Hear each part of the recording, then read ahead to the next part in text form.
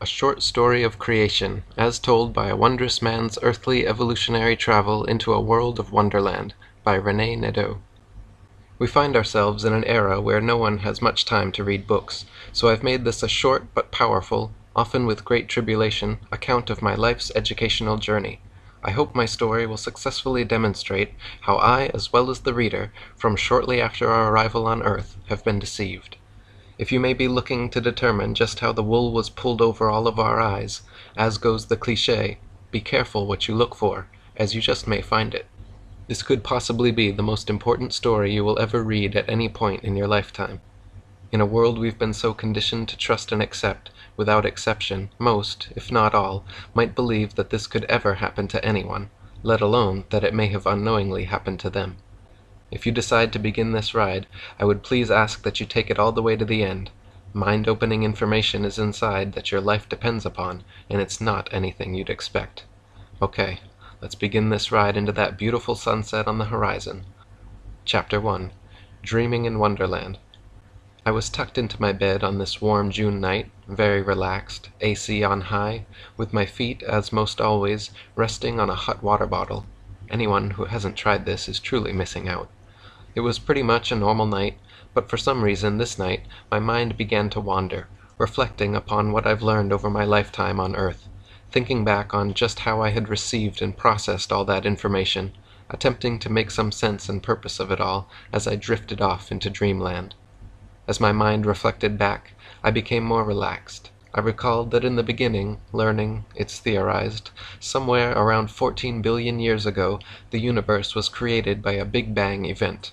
Apparently, a whole lot of nothing somehow came together, becoming so dense reportedly it could fit on the head of a pin, and with this convergence causing so much pressure or energy that it exploded everything into existence, with a Big Bang creating our ever-expanding and still-evolving universe.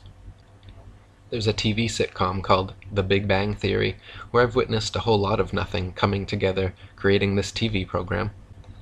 School educated me that we live on planet Earth, the third planet from the Sun, with Earth's age estimated at 4 billion years old. There's also a TV program sitcom, Third Rock, named for our planet. And that our planet is still forming with its 7 continents continuously shifting on tectonic plates, floating on beds of molten rock, with Earth's core believed to be a huge round ball of molten nickel, with oceans created by giant comets impacting the Earth over billions of years, delivering trillions of gallons of water and filling the seas. From as early as I can recall, I took great interest in all history, especially yearning for answers of just how we all came into being. School educated me that dinosaurs reportedly roamed our planet Earth long ago and were believed to have become extinct about 60 million years ago through some kind of cataclysmic catastrophe, possibly a large asteroid colliding with Earth somewhere near the Gulf of Mexico, drastically changing Earth's environment. The resulting climate change then made way for humans to evolve from small warm-blooded mammals or rodents. That brought about our closest ancestors, estimated to have appeared about 6 million years ago, proceeding to evolve into modern humans 200,000 years ago. I recall in science class learning about Charles Darwin, who wrote a book, at that time a very controversial book, in the 1850s, called Origin of Species, where his studies of nature led him to conclude all life had evolved by way of natural selection, adapting and evolving in order to survive in their ever-changing environments, or else become extinct. Through his theory of evolution, Darwin theorized that humans had evolved possibly from one-celled organisms all the way up the evolutionary ladder, taking millions of years, with primates being our most recent ancestors, slowly evolving, and even still evolving, into who we are today. This evolution theory, combined with the Big Bang theory, was instrumental in my now being led to believe man evolved from primates, with the universe created by some kind of random Big Bang event, creating everything.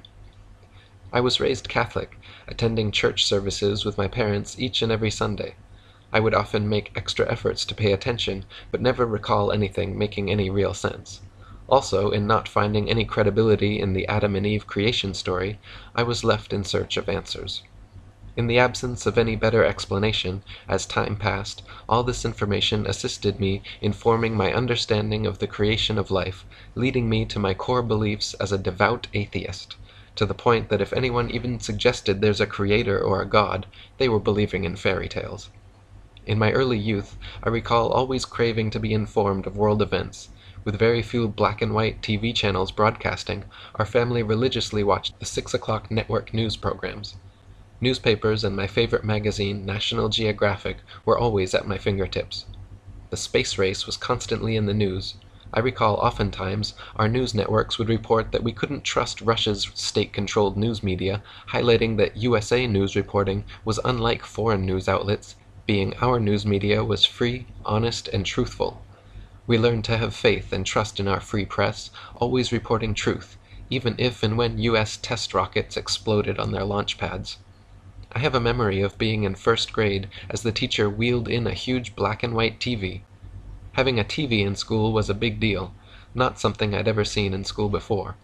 I still recall my teacher explaining to another teacher just how important it was for our class to witness our first astronaut, John Glenn's historic Cape Canaveral live liftoff, intent on orbiting Earth for the very first time.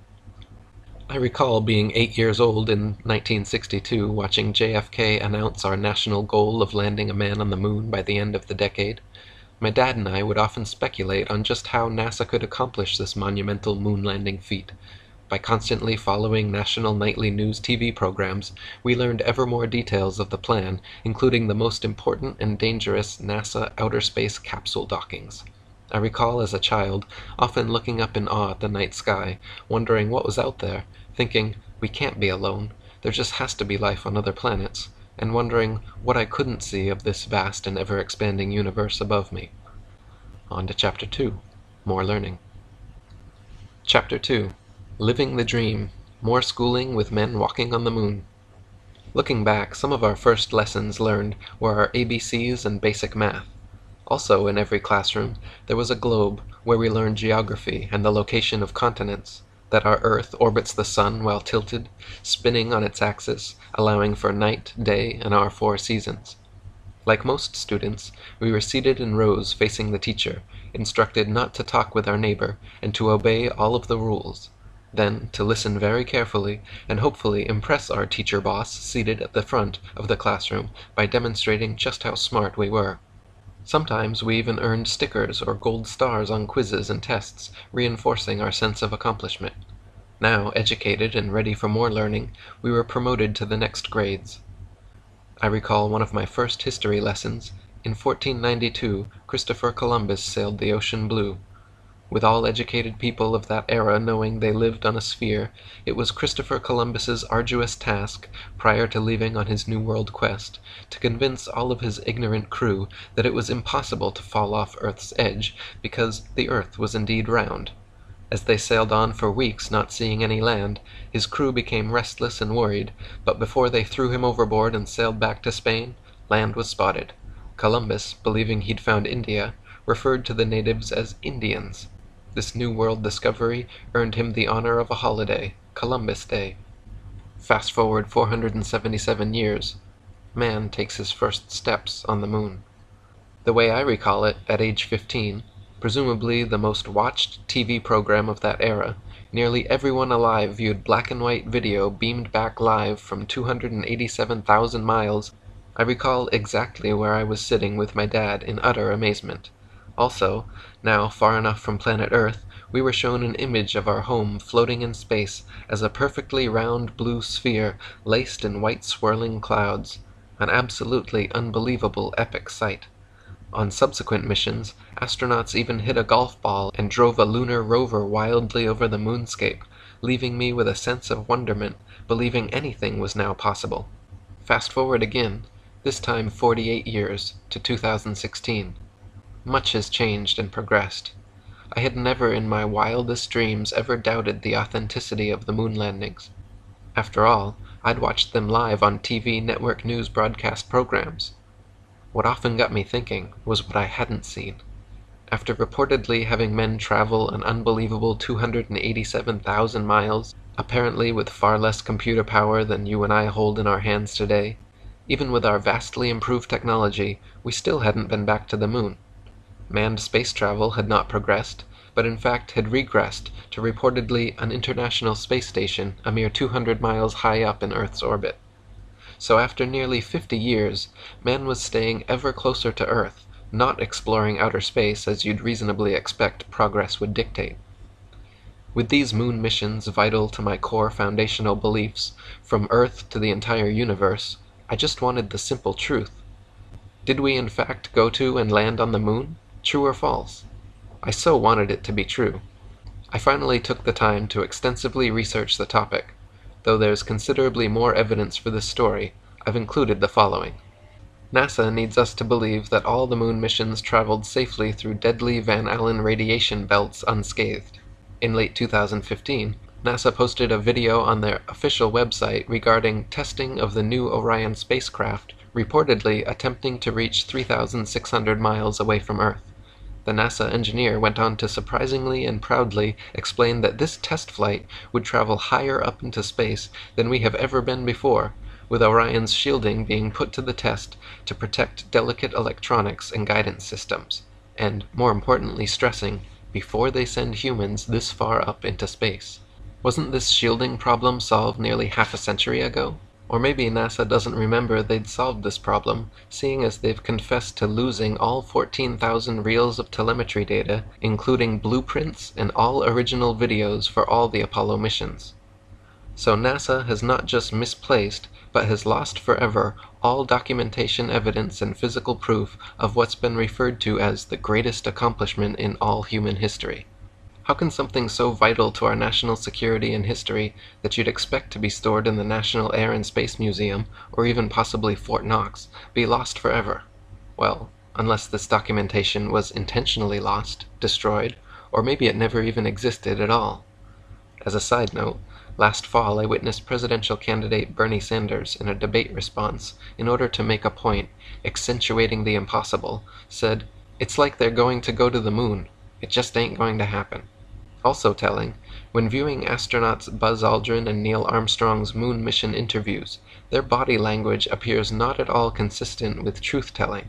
I'm no expert, but I believe I've developed a good feel to know if someone is telling the truth. The bottom line? In the absence of any physical proof, expected space exploration progress, including overwhelming and NASA-admitted obstacles, the only reasonable conclusion is, the moon missions were apparently staged Cold War propaganda stunts reported by our trusted news media as actually happening, rumored to have been produced by the famed director of the 1968 movie 2001: A Space Odyssey, the late Stanley Kubrick. If it were at all possible to travel to the moon, after nearly half a century, NASA would surely have a simple HD camera positioned on the moon, aimed back at our Earth, or even moon bases by now, showing planet Earth spinning 24/7 in real time. They could even sell advertising on it. I know I, like many, would have a dedicated screen on constantly for our spinning planet Earth. We've been led to believe we have seen photos of the Earth from space. The opposite truth is, there are no actual photos and/or real-time, real videos of Earth. Each year, NASA publishes new Earth CGI special effect images, remarkably with the continents drastically changing size and location from year to year. Reasonable expectations suggest oodles of real-time actual videos and selfie photos of planet Earth being available. Again, it's so often what we don't see that's so important to begin finding the truth.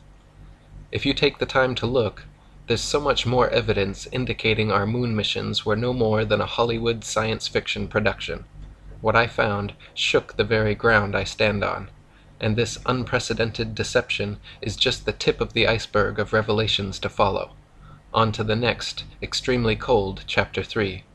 Chapter 3. From the Moon to Antarctica and Beyond. So, now feeling disillusioned and betrayed in discovering our moon missions were all staged but shown live on TV network news programs as actually happening, I began to wonder what else might need to be looked at more closely. Knowing very little about Antarctica, I decided to research it. We've been led to believe Antarctica is a massive frozen continent covered in ice, located at the very bottom of our planet Earth, of no real interest except for a few scientific outposts.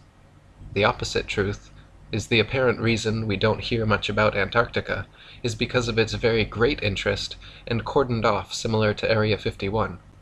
My research turned up that highly respected explorer Admiral Richard E. Byrd visited Antarctica several times. His last two expeditions were codenamed Operation High Jump in 1946 and Operation Deep Freeze in 1955 and 56, the details of which remain classified. Upon his return in 1956, he happened to do a live television interview, presumably under national security restrictions, and briefly went on to say Antarctica was the last great bastion of untouched natural resources, such as coal, oil, and other valuable elements. He indicated they had discovered a 10,000-foot-high mountain range as well as unexplored land beyond the South Pole, not covered by ice, the size of North America. These discoveries were quite astonishing. Admiral Byrd died at his Beacon Hill, Massachusetts home of a reported heart ailment in 1957, somewhat mysteriously. Antarctic exploration reports. There are none. No further publicized Antarctic expeditions.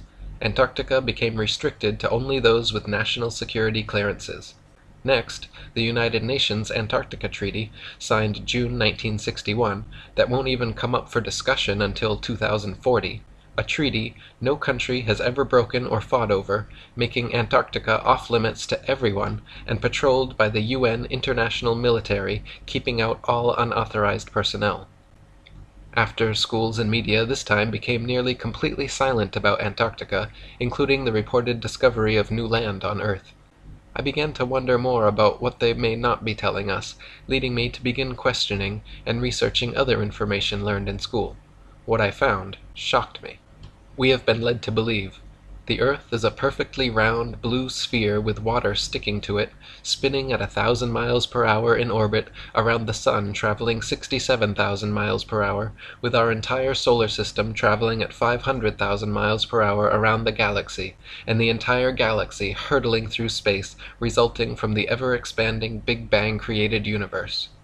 The opposite truth is, better make sure you're sitting down. Shockingly, the Earth is flat and stationary, potentially covered by a solid dome firmament, as described in the Bible. Our flat Earth appears to be surrounded by an ice wall, estimated at 200 feet plus in height, encircling the entire flat Earth plane. I know, that may bring about the question, why hasn't someone just gone over the 200-foot ice wall to take a photo of the dome? Well, because the international military will stop you, thanks to the 1961 UN Antarctic Treaty's no-fly and no-sail zones firmly in place to protect this earthly secret. So before you say what you may be thinking, I know Earth can't be flat. I trust I live on a blue spinning sphere. It has to be true. Why would they lie or hide this? Which is exactly how they've programmed you to react. Stop. Please step back and critically think for a moment. The question isn't why would they lie? The question is, why would they tell us the truth? If land and knowledge are wealth and power, why would the elites and governments share it with the peon slave masses who they openly state they want to depopulate? One of the hardest, if not the hardest, psychological undertakings anyone will ever attempt in their lifetime is to have an open enough mind to consider new information contrary to their unquestionable beliefs. Then, to become self-aware enough to recognize the need for and the importance of questioning their foundational understandings of the Earth. Why? Because this foundational lie is locked into our psyches at the onset of our instinctual childhood thirst for information. You're as sure of where you live on planet Earth, the third rock orbiting the Sun as a speck in the vast universe, as where your house is located in your neighborhood, or the nose is on your face. Now in your mind, like I once believed, there's no need to question it. With schools educating us that the Earth is beyond any doubt a spinning blue sphere as determined by geniuses over 500 years ago, along with Christopher Columbus proving Earth as round. Yes, Earth is thought to be round, but round like a dinner plate, with a 200-foot-high ice wall holding in the oceans. In essence, we have all unknowingly been made members of a worldwide fundamentalist cult religion, our minds controlled since near birth by the high priests within NASA and media. We are educated into believing this is an unquestionably true fact, more than just about any other fact of life, that our Earth is absolutely, positively a spinning round globe, and, trained also to know that anyone questioning this unquestionable truth is a total fool for dismissing the obvious. We've been led to believe when someone breaks with the program, they're often referred to as a conspiracy theorist, a code word for those under mind control, triggering the discrediting of anything and everything the person, now a nut job in your mind, may question, suggest, and or uncover that goes against the official programming and story provided by the system. The opposite truth is, we have all been lied to. Please, just for a moment, attempt to put aside all of what you believe you know about Earth. Just for starters, ask yourself these two questions. What proof do I really have that I live on a ball-shaped spinning planet Earth? According to NASA, Earth is spinning at 1,000 miles per hour while traveling 67,000 miles per hour, the speed of a bullet, in orbit around the Sun, and hurling through space at 500,000 miles per hour, all from the Big Bang. Rely upon your senses. NASA tells us we are spinning, but our experience is we feel no movement at all. Do you know when you're spinning or moving? 2. Again, why isn't there a simple HD camera positioned on the moon showing a selfie of planet Earth spinning in real time for all to see after nearly 50 years? Ask your congressman to answer, as God is his or her witness, if we truly went to the moon. See if you get that deer in the headlights look. And why in 2016 there's no HD camera on the moon aimed back at planet Earth. We reportedly have a rover on Mars with a camera sending pictures back to Earth daily of the Mars landscape, when even NASA admits they can't go safely higher than 400 miles into space. I guess we landed on the moon and have this rover on Mars by magic. Also, Earth is reportedly covered by 70% water, always finding its lowest point. There's a reason why the ocean is called sea level and not sea curvature. Imagine yourself on a cruise ship, sailing up and down huge hills of water in the middle of the ocean. Imagine a hump of water, hundreds of miles high, between Hawaii and LA. Imagine people in Australia standing upside down in the rain. Imagine rivers flowing uphill. Check out the sun as it heats the tops of the clouds, or when sunbeams shine through them. Does the sun really appear and feel 93 million miles away? Have you ever seen the curvature? I know how hard this is because I once believed and fully trusted I was educated. I had no reason not to believe the earthly facts I was taught by the system were anything but true.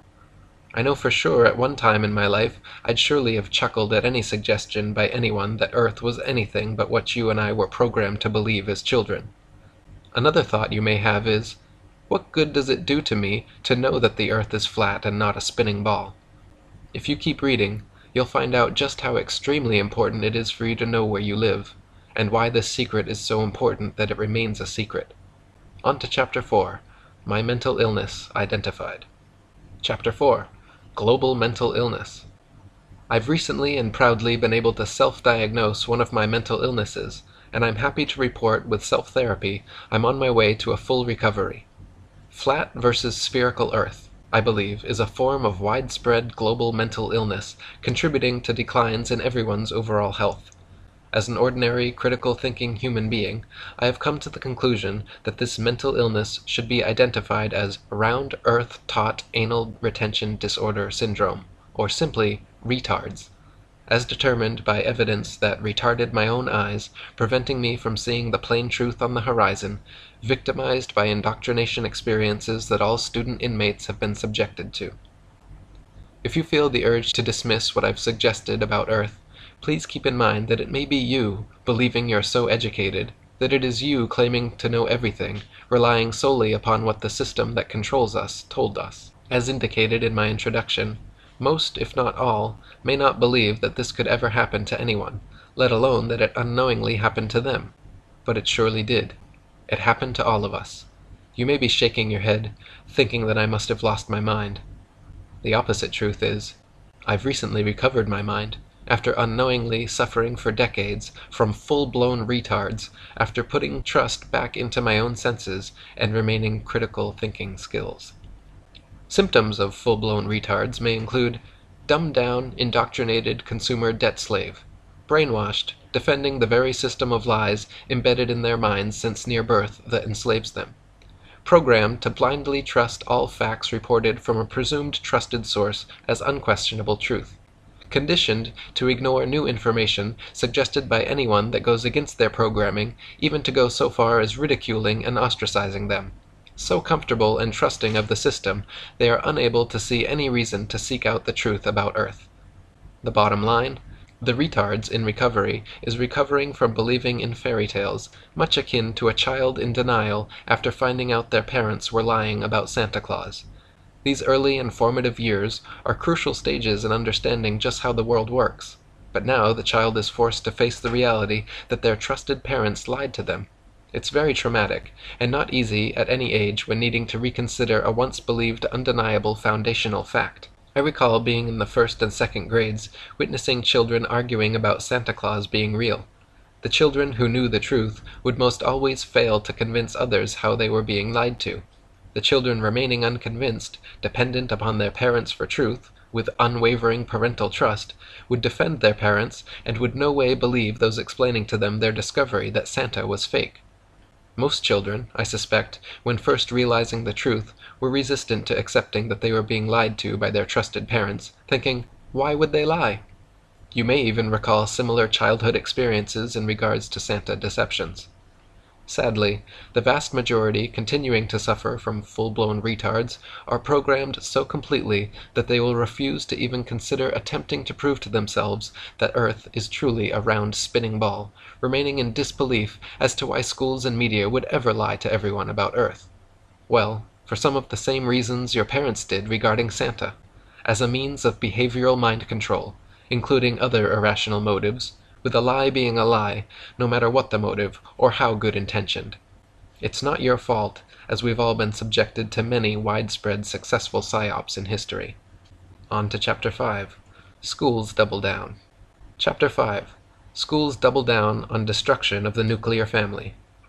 Education is not education, but indoctrination that has been so artfully administered from near birth to nearly everyone. We are then kept distracted, trusting and dependent, so that in essence we are all bowing down to worship big government and corporations as our God and Savior. Our free public education school system creates an illusion of caring about your children's health and well-being, but in essence continues working towards dismantling the family dynamic. But why, you may ask? That seems crazy. Brief recap. Once everyone is believing we live on a spinning ball shooting through space at near lightning speeds, next is to teach children their existence is a result of a random Big Bang accident, created from nothing into something, and by sheer luck over millions of years to evolve into a chimp who one day came down from an African tree, learned to walk upright, made tools, lived in caves, then after more evolutionary changes and social tribulation, led us to our human civilization of today. You have been led to believe you are nothing special. After all, your ancestors are mere chimps, owing your very existence to an all-knowing system who medicates, vaccinates, and educates you about living on a spinning ball. The opposite truth is, Earth is of intelligent design, with each and every human an incredibly valuable creation living on a flat Earth plane. Human beings are absorbers of information that becomes a part of us. There's an ancient spiritual truth called samsara, where it's believed that everything you hear, think, say, or do is also stored in your heart, becoming part of your internal makeup. When attending schools, watching TV and movies, videos and internet, you are absorbing that data into your internal system, similar to a computer hard drive, with everything entering into your heart, especially young children, who are in even more of an absorbing mode, learning what it's like to be a human being. The school system is installing another virus, mental illness, onto your children's hearts. You have been led to believe we are no longer just males and females, but now gender fluid. Now we have little boys and girls questioning if they truly are little boys and girls. The opposite truth is, men and women are men and women. You just don't wake up one day looking to explore the opposite gender's sexuality, and now numerous gender identities, to then all grow up to have healthy heterosexual relationships and stable families. Also, using celebrities, you have been led to believe that nearly everyone in Hollywood is implied to be either gay or gender fluid, etc., encouraging exploration of individual sexuality, that in order to be a fully functioning human being, you need to explore your feminine side if you're a man, or your masculine side if you're a woman, sending the message that everyone's no longer just a stable heterosexual person, but that we are actually here by luck, living on a spinning globe without boundaries, discipline, duty, or order. The opposite truth is, this socially engineered mental illness is being perpetrated upon your children with the intent of ushering in more chaos to male and female relations and future family formation. By the system teaching, women can be men, and men can be women, with everything equal. Women are duped into not wanting to be bothered with being mothers anymore, and to act more like men. Feminism is not a grassroots movement, but started by the powers that be, the system, in order to brainwash, not to help, but to eliminate women, leading women to believe they were oppressed, when in fact the opposite is true, and they were the most privileged class in all of recorded history. Not having to work outside the home, they were able to partake in the most rewarding job of all, raising their children in the safety of suburbs with their husbands having full job security. Now stay-at-home moms raising children are nearly extinct, with others often shaming them into getting jobs. Tricked by the system into believing they were oppressed, these women must now work even harder for a system screwing them out of the natural order of family and life's renewal, in its place working heartless, empty, corporate wage-slave jobs, burdened with student loan debt, and often raising a child, no longer needing a male role model with the assistance of the system, often finding themselves alone or with cats in place of children and family, believing this was all their own idea. They have no clue what hit them, but will defend the very system that now enslaves them, as their fertility expires, often ending up lonely, highly educated, brainwashed, highly medicated, highly in debt, depressed, expiring cat owners, with litter boxes to clean, duped again that they can do anything, only to find themselves having to do everything, ending up with nothing but cats rubbing against them and dogs humping their legs, sagging, fading tattoos, and a lifetime of rainbows of unnatural hair dye, the likes of scary circus clowns, of blue, green, red, and orange, unattractive to men, and more dates with Ben and Jerry, including Dr. Feelgood, in order to distract them from the reality of failure. With all these created movements of fat acceptance, debt acceptance, STD acceptance, abortion acceptance, birth control acceptance, age acceptance, poor health acceptance, diabetes acceptance, etc., it all boils down to death acceptance. Women are being liberated right out of existence, with the system knowing the way to control anyone's mind is to lead them to believe they're free and liberated when they're not, and thereby reducing the population. Sadly, women are no longer in control of their minds and failing to see the obvious on the horizon.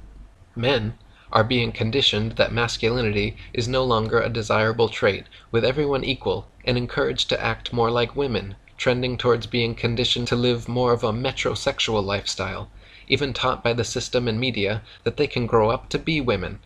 In its wake, such men are becoming less and less attractive to women. Women acting like women are increasingly ever more difficult to meet, instead acting more like drag queens, causing increased rejection from men's attempts to meet them. This, along with most of the good-paying manufacturing jobs gone forever that gave men agency, has caused men's instinctual drive to provide and protect to greatly diminish, and for them to no longer have resources and/or status to attract a woman. The men that do have resources are in ever greater numbers unwilling to enter into marriage contracts or even relationships with women, as that leaves them vulnerable to financial and emotional destruction. Women are also in ever greater numbers becoming no longer attractive to men. The fat acceptance movement has tricked women that poor health, tattoos, and circus clown appearances is the new sexy, and that it's all men's fault in not finding them attractive. It has been insanely vocalized in media that men should love every inch of an obese woman's unhealthy body. This would be like having a male bum sitting on a street corner holding a sign up attempting to attract women saying, "You should love me for every penny I have." Marriage has been made unsafe ground and a recipe for total financial and emotional destruction. No-fault divorce laws have given preference to women in a life's contract, including family courts are most always in favor of women, while enriching lawyers and judges, where on a whim a woman can toss a man out of his own house, have his children taken away, and then be forced to pay child support. Men are conditioned that relationships with women are now to be avoided, with movements encouraging them to just go their own way, the ones that do choose to swim with the sharks, practicing catch and release. Many men now never leave home, watching internet porn and playing video games in their parents' basements. Family life is put on hold or never happens, leading to failure to be able to pair bond with women to produce the next generation. This leads to death and failure as a result of both men and women being unable to see the obvious on the horizon. The system is hell-bent on destroying the nuclear family, increasingly exerting ever more control over a population they intend to greatly reduce by controlling their minds, dividing and conquering us in ways we never saw coming and we still don't see happening. The U.S. population continues steadily falling below replacement levels, with fertility rates at all-time lows and single mothers giving birth to 40% of all babies born. Do you hear the system ringing any alarm bells to promote increased birth rates and marriages? No, but you may hear champagne bottles popping in the elite circles, celebrating success of peons unknowingly educated, brainwashed, right out of existence. Check the falling fertility rates for yourselves. Better yet, look around you. How many of your children, versions of you, do you see? Any? The intended result? Make men and women less and less attracted to each other. Accelerate the total destruction of two-parent nuclear families' godlike ability to create and nurture new life and healthy family values by example. Socially engineer away a mother's job of teaching children how to love and a father's job of teaching them how to become adults. It is being dismantled in front of our eyes by a system molding children's thoughts and beliefs with insanely confusing messages and foundational lies. On to Chapter 6. Schools making us ill. Chapter 6. Schools promote a lifetime of debt, making us ill, and more. Schools are often criticized for their inadequacies, but on the contrary, schools have achieved remarkable success. Parents, products of the system, are so conditioned that they seek out perceived better schools for their children to help ensure they'll receive even more enhanced mind control conditioning.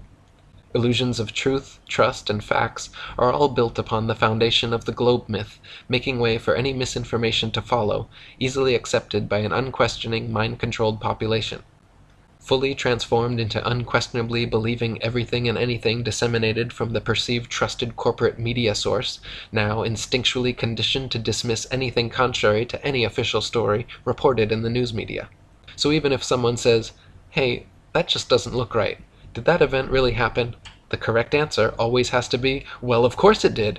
We saw that reported on a TV news program. What's the matter with you anyway? You moron. Get with the program." Trusting in the system, students are also taught to eagerly go deeply into student loan debt, in bondage for decades, for what they perceive as vital higher education, all in the absence of any guarantee of finding well-paying jobs, oftentimes ending up deeply in debt, working at low-wage jobs as feudal slaves. Now, with even fewer resources to start families and have children. The consumerism slave graduate learned, like it?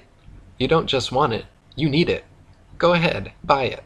Buy it now. Can't afford it? Here's your credit line. Enjoy yourself. Life is short. Have fun. You are all that's important.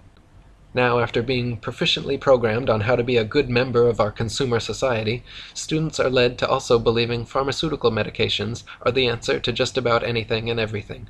Don't worry, if material goods don't make you happy, there's a pill for that. Eat, drink, and be merry. We have a number of pills for that, and some insulin as well. Can't find a job paying a living wage, or a husband or wife? We have pills for that. Can't get it up? Man, do we have pills for that. Again, don't worry. You no longer need or want the responsibility and burden of having and raising a family. Explore your sexuality. Today a man, tomorrow a woman, next day maybe both. Gender is just a social construct. Choose the public restroom that fits your mindset for today. You only live once.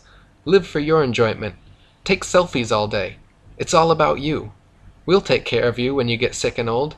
No need for an extended family or any family at all. The system's here just for you. The message? Promoting gluttonous, narcissistic, irrational consumerism, debt, and confused sexuality. Led to believe, to be happy is to be distracted, medicated, and surrounded with material goods, to neither care nor realize you've been rendered a mindless slave.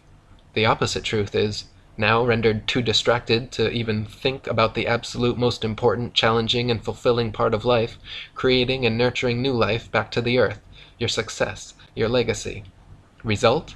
Any children that happen to be born are destined to become even more controlled by the system. The population continues falling, unknowingly placed under a spell of free public education and media, no longer in control of their own minds, Unable to see the obvious, they've eliminated you forever by controlling your mind and the minds of your children. They've made it all about you, and it all ends with you. Chapter 6.1 Our Economy Today as We Age. Since we manufacture very little here in the USA anymore, something needs to drive our economy. It might as well be health care for ailments resulting from consuming poor and/or GMO diets and who knows what else. Under the illusion of health, doctors trained by the system are now looked upon as gods or high priests of the system. They are to provide you a longer life as they proceed to prescribe poison pharmaceuticals and vaccinations that may affect you who knows how badly, from liver damage, memory loss, to cancer with endless possible side effects, etc. Meanwhile, the food industry, encouraging mass consumption resulting in obesity and being hooked on food that destroys your body's ability to make insulin only to end up with diabetes, knowing the inevitable pharmaceutical gods, mouths are watering, set up to care for all those brainwashed consumers who won't be able to live without them. Similar to a corner drug dealer of the past, there to sell you what you can now no longer live without. The system, again just for you, is searching for cancer cures, not for prevention, and knowing in advance there will be an ever-increasing demand, keeps cancer treatment centers popping up everywhere to meet the upcoming known demands. Only a society given all the opportunities and encouragement to make itself ill in every way needs a massive healthcare system. Again, the system caring about you is an illusion. We are being lied to on a scale that's off the charts.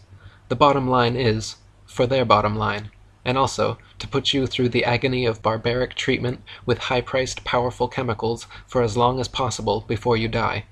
They've even made giving birth unnatural, oftentimes becoming an ever more risky and profitable and ghoulish prospect, with C-sections ordered by your trusted doctor becoming ever more common.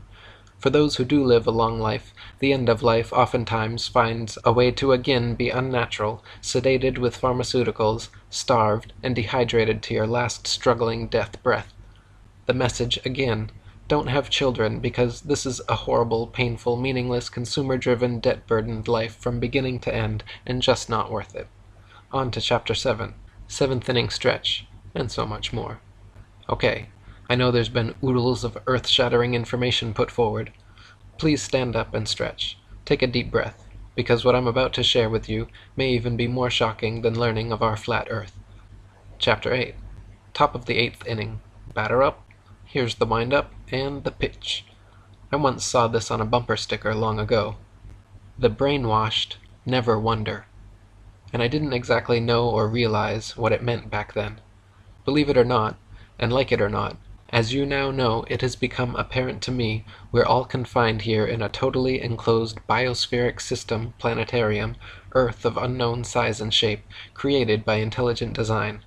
Kind of like, why would schools teach a curriculum of theory of evolution versus creationism? Why not both? Because creationism is not part of the programming, contradicting students' indoctrination of a spinning ball Earth rocketing through space and time. With them, monkeys' uncles, as passengers, now assigned a set destination, with no children of their own ride with them, being when the ride you believe you're spinning on while taking selfies is over, you exit the ride by stepping off, gone from Earth. Next stop, hell. It's similar to misinforming people seated in an amusement park ride, set up and appearing to rapidly spin separately while whirling around at super speeds, even though they experience and feel nothing, are told that the ride has actually been underway since they arrived, and they just hadn't realized it. I, like you, was convinced for the better part of my life that this was true. This foundational belief that we all live on a spinning ball Earth makes way for our big government god to be worshipped as a false idol, then forced into paying tribute to that very system that keeps us all unknowingly brainwashed. Led to believe, from schools, that intelligence rests upon accepting, absorbing, and regurgitating information presented, confirming successful programming installation.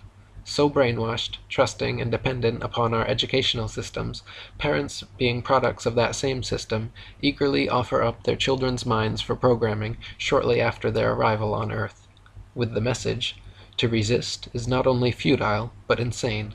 The population is harshly punished into submission until accepting the programming one way or the other. The opposite truth is you're left with two choices. You can be true to yourself, ask questions, find real answers, and break free from your programming, spread the truth about Earth far and wide, at the risk of being ostracized, knowing that when attempts to expose the flat Earth to programmed, controlled minds are made, they'll vehemently resist. Programmed so well to know what they think they know as undeniable truth about the Earth, Moon, stars, and Sun, that even if they could question their programming, they're unable to see any benefit for them to do so, because they're perfectly happy in experiencing comfort and contentment while unknowingly on a path to extinction. Or, 2. You can be true to yourself, ask questions, find real answers, and break free from your programming. Seek out truth and meaning of our existence for yourself only, sharing with a select few that may be ready and or deserving enough to begin to be deprogrammed, knowing that those who walk amongst you are mostly hopelessly brainwashed, with many doomed to ultimate life's failure, and living your life, continuing to seek paths to the truth about our Earth and Creator, while being a creator yourself by having as many children as you can support, teaching them to rise above all the lies, distractions, and temptations of consumer gluttony. I guess one of the biggest dilemmas is what, when, and how do you tell your children?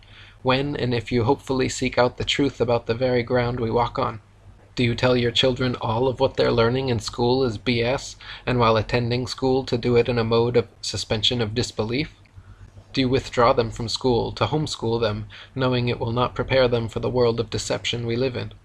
Do you advise them to listen even more carefully in absorbing the programming entirely, and maybe, just maybe, they can become an astronaut, if they have the right stuff, selected for a possible upcoming mission to Mars, for a starring acting role, playing the part of a pathological liar?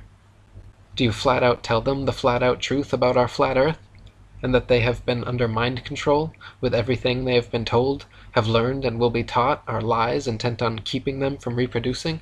Will they even believe you? That, my friends, is all up to you to handle and figure out. It brings tears to my eyes that life is nothing like we have been led to believe. Those in control of our minds have convinced us that we all live on a painting of a spinning ball. It's been said, the bigger the lie, the easier it is to believe. Sadly, believing the biggest lie ever told in all of human history has resulted in the masses' total loss of control of their mind, body, and spirit, a loss so complete that many will never even realize they have lost it. On to the 9th, final thoughts. Chapter 9. Some final thoughts. Bottom of the 9th inning. Sadly, as I confessed in Chapter 1, I was led into becoming a devout atheist, zombie troglodyte, victim of my schooling indoctrination, reinforced by media, educated with BS and false earthly facts. Somehow breaking free from the master programming that stuck just enough, keeping me in the dark for decades, leaving me embarrassed that I didn't question all learned basic earthly facts I was led to believe sooner.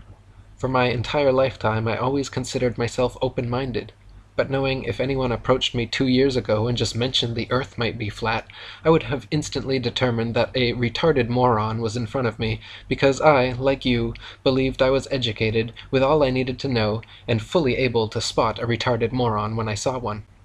I always attempted to live my life in that extraordinary claims demand extraordinary proof, when presented with any claim appearing as wild or outlandish. This strategy served me well in keeping me from believing what wasn't the truth. But I must confess to you right here, right now, flaws and errors in employing this foundational philosophy. For this to work as intended, it needs to be all-inclusive of any and all sources, or it can't be depended upon to serve you. My mind was unknowingly being controlled, just as yours is reading this right now, into trusting our educational system and news media to provide and disseminate truthful information, causing me not to consider what turns out to be the extraordinary claims actually being made about our Earth being a globe, all in the absence of any real proof. You were all wholeheartedly trained into putting blind faith and trust in what we've all been taught, in school and or shown on TV news, just as I was, even above our own senses. But if you like, you can call me a retarded moron for questioning my programming, and or for just sharing my discoveries. The opposite truth is, it's you that unknowingly suffer from full-blown retards, that childhood-induced mental illness known as round-earth-taught anal retention disorder syndrome, with school systems and media apparently doing even a better job on you than they did on me, trusting, as I did, that the system provided all the true facts needed to be known. As indicated in Chapter 2, my journey began with just needing the truth regarding our moon missions. again reported as being the greatest achievement of all humankind, and finding them to be fabricated. Then I discovered the secrecy surrounding Antarctica, and lastly, evidence exceedingly well explained by Eric Dubé's YouTube videos, demonstrating proof positive the utter impossibility that we're living on a perfectly round spinning blue marble hurtling through space.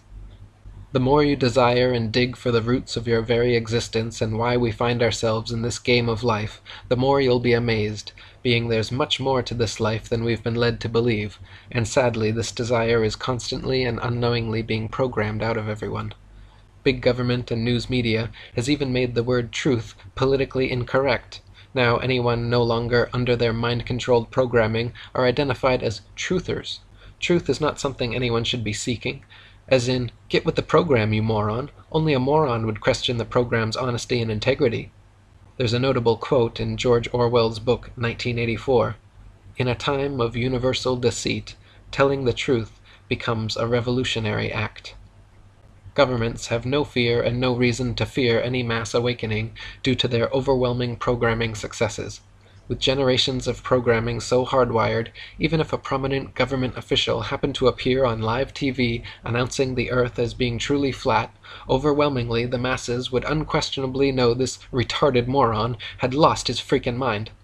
I've written my story for those with gut feelings that something's wrong, but are unable to put their finger on it, hopefully now intrigued enough to investigate it for themselves.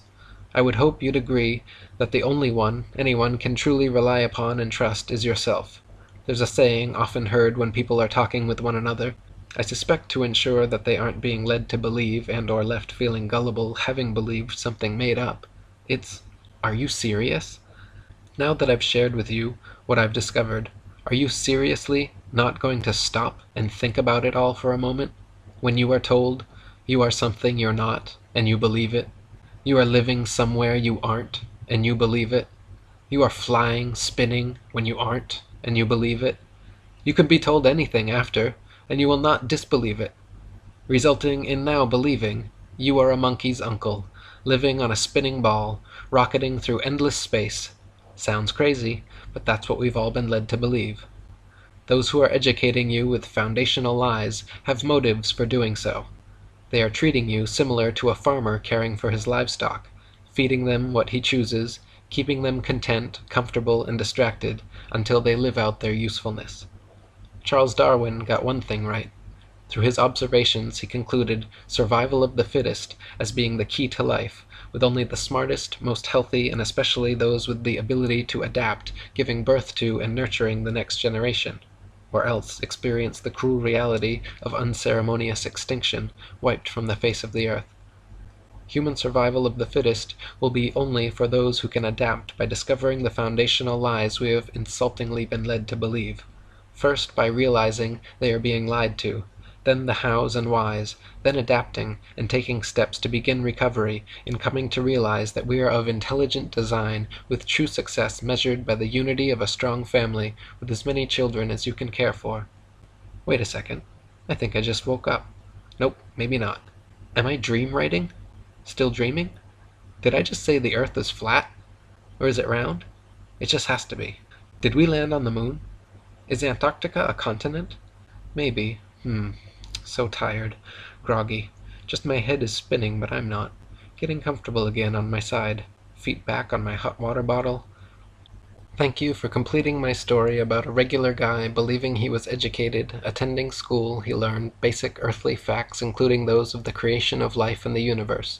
Upon graduating, he experienced a great sense of accomplishment, believing he, along with everyone else, was also now educated.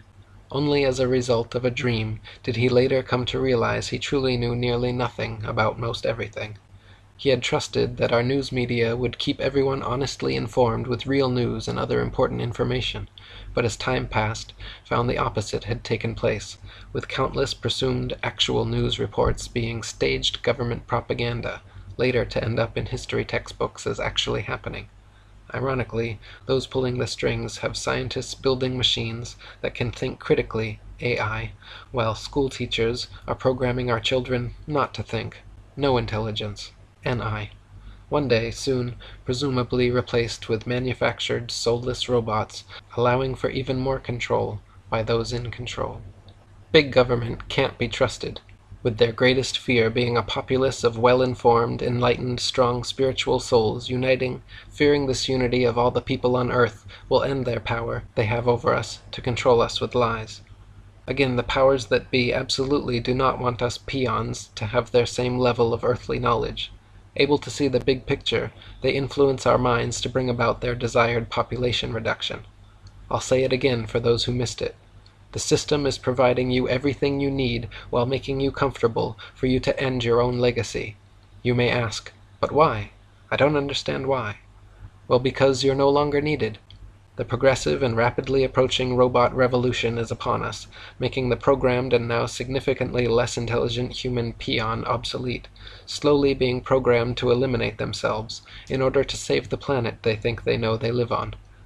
Replaced with man-made soulless AI robots slaving for the elite, much more efficiently controlled surely to surpass human intelligence, and most definitely able to determine whether or not they're spinning on a ball 70,000 miles per hour, that humans could never figure out.